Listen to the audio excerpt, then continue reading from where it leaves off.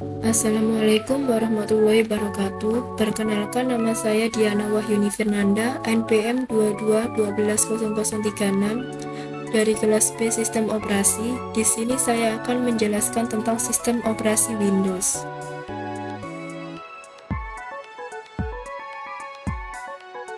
Windows Virtual Desktop adalah fitur bawaan dari Windows yang memungkinkan pengguna memiliki beberapa desktop dalam satu waktu.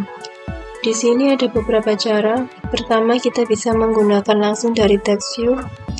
Kita tambahkan desktop 1 dan desktop 2. Untuk yang belum ada text view bisa mengikuti cara kedua, yaitu buka setting atau klik kanan, pilih personalize, lalu pilih taskbar. Kita on-kan pada text view agar muncul di taskbar. Untuk cara ketiga, yaitu kita bisa menggunakan shortcut Ctrl Windows D, maka langsung terdapat desktop tambahan.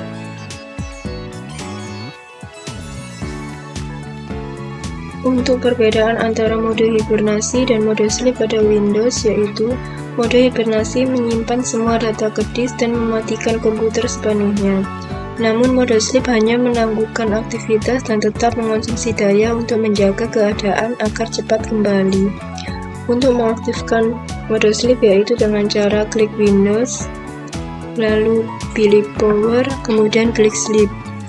Untuk mengaktifkan mode hibernasi yaitu klik pencarian, kemudian ketikkan Choose a Power Plan, kemudian klik, pilih Choose what closing delete does.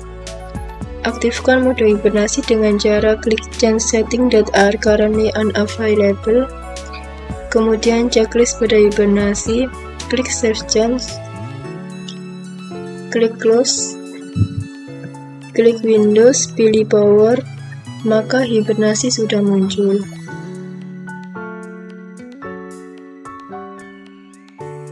Untuk proses backup, kita bisa langsung klik pencarian, ketikkan kontrol panel,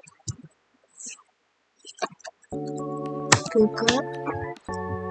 Pada bagian System and Security, kita pilih Backup and Restore, pilih Setup Backup.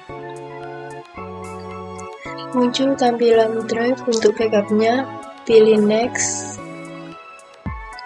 Next. Kemudian sebelum setting kita pilih Change.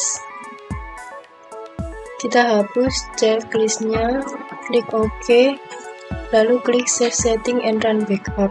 Untuk proses restore, klik pencarian, kemudian ketikkan kontrol panel, klik.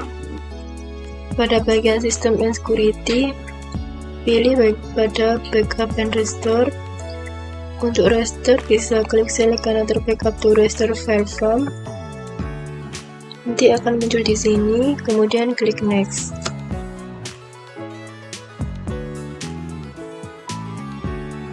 Windows Registry berfungsi sebagai modifikasi registry yang terdapat di dalam sistem operasi Windows yang berperan sebagai pusat dari semua database komputer, baik yang berhubungan dengan software maupun hardware. Cara mengaplikasikannya yaitu dengan shortcut Windows R, kemudian ketikkan regedit, klik OK. Pada tampilan ini terdapat 5 HK yang memiliki fungsi masing-masing. Itu yang pertama, HK Class Root, merupakan tempat seluruh sosialisasi file Windows. Yang kedua, HK Current User, berisi informasi tentang user yang sedang login. Yang ketiga, HK Local Machine, berisi informasi tentang hardware setting software yang berlaku untuk semua user. Yang keempat, HK User, berisi tentang desktop dan user setting untuk tiap user yang berhak login ke komputer tersebut. Untuk HK kelima, Current Config, berisi tentang konfigurasi hardware.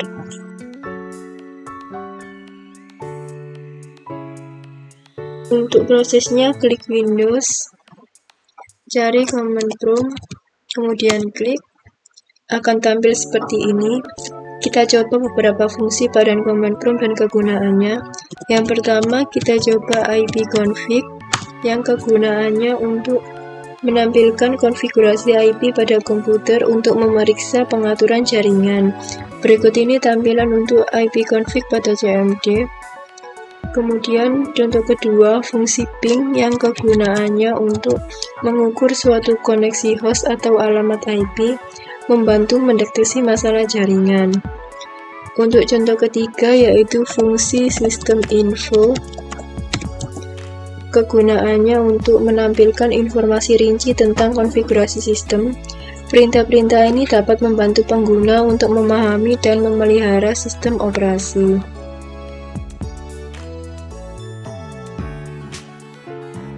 Mode aman digunakan untuk menjalankan sistem operasi komputer dalam keadaan awal yang hanya memerlukan beberapa sumber daya minimal sehingga berpotensi mengidentifikasi dan memperbaiki masalah yang terjadi. Untuk caranya yaitu dengan cara shortcut WinR, kemudian ketikkan msconfig, klik OK. Untuk masuk ke mode aman, kita klik boot, lalu checklist pada save boot, klik ke play dan OK. Setelah itu, restart laptop kita agar masuk ke mode aman. Selanjutnya kita akan membahas Real-Time Operating System atau RTOS.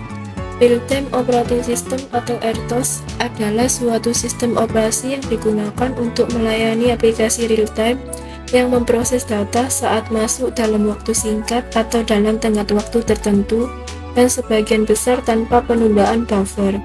Sistem ini digunakan dalam sistem-sistem di mana hasil perhitungan digunakan untuk mempengaruhi suatu proses saat sedang dieksekusi.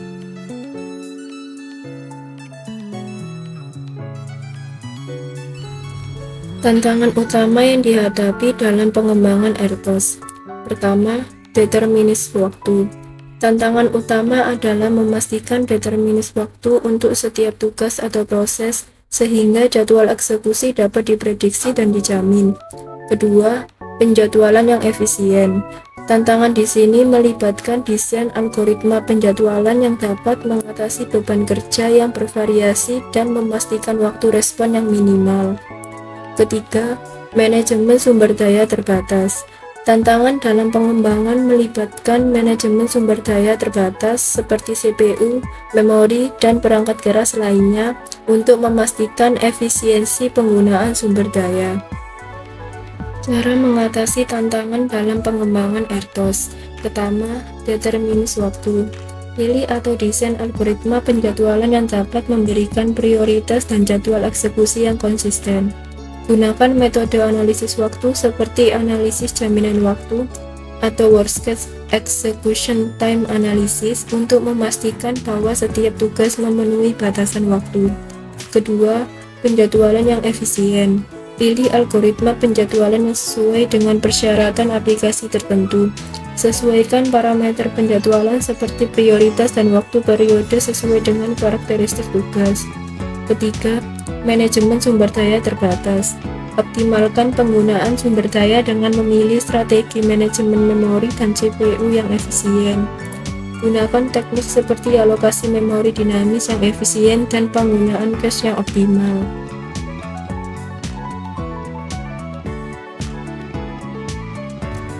RTOS berperan penting mengamankan sistem dan menjamin integritas data dalam lingkungan yang mengandalkan waktu respon yang cepat.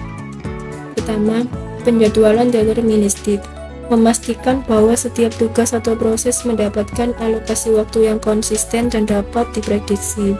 Dengan memiliki penjadwalan yang terukur, RTOS dapat membantu menghindari kasus di mana tugas yang kritis terhambat oleh tugas-tugas non-kritis.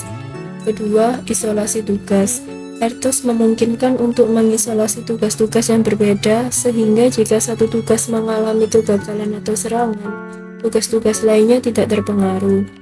Ketiga, keamanan terintegrasi. Banyak RTOS telah dikembangkan dengan fitur-fitur keamanan terintegrasi seperti manajemen hak akses, kontrol memori, dan mekanisme keamanan lainnya. Ini membantu melindungi sistem terhadap ancaman keamanan dan mencegah akses yang tidak sah.